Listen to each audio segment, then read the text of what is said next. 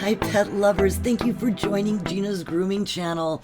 Meet Chauncey, the standard phantom poodle. He is tight, he is matted, so we're going to shave him down. Want to talk about how I make a choice with the typical shaving blades that we have, starting with the shortest to the longest. We have our 10, we have our 7 finishing, we have our 5 finishing, and the 4 finishing. So I'm going to show you how I decide how I shave down a dog and which blade I'm going to choose. I assess the coat.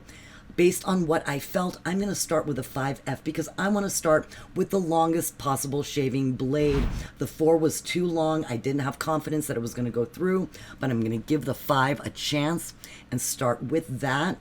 You can sometimes need to make an in with the blade. Every time you're dealing with a matted coat, it's never easy peasy, but you want it to go through smoothly. So far so good until I get to that rib cage area. Very, very tight.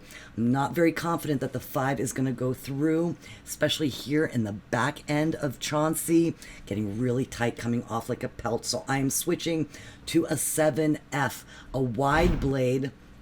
Because he is a big boy. Now I'm going to check that rib cage, see how that 7 is working. It's a little shorter. Yeah, it's going through a lot smoother.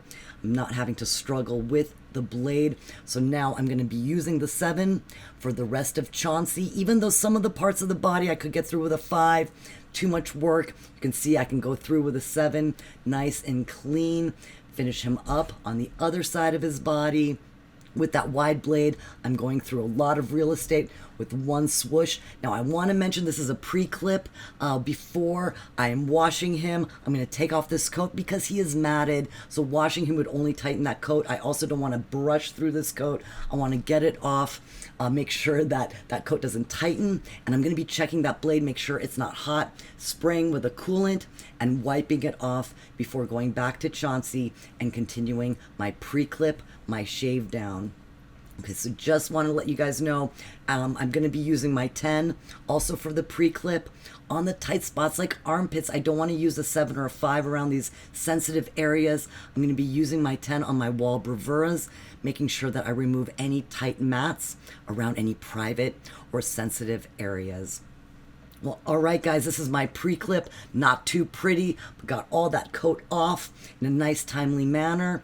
And I'm going to get him into the tub, and I'm going to go through and refine him. So here is his pre-clip after the tub. I still got some work to do, but guys, thank you so much for letting me take you through the process of how I choose my shaving blade. Thank you so much for your thumbs up.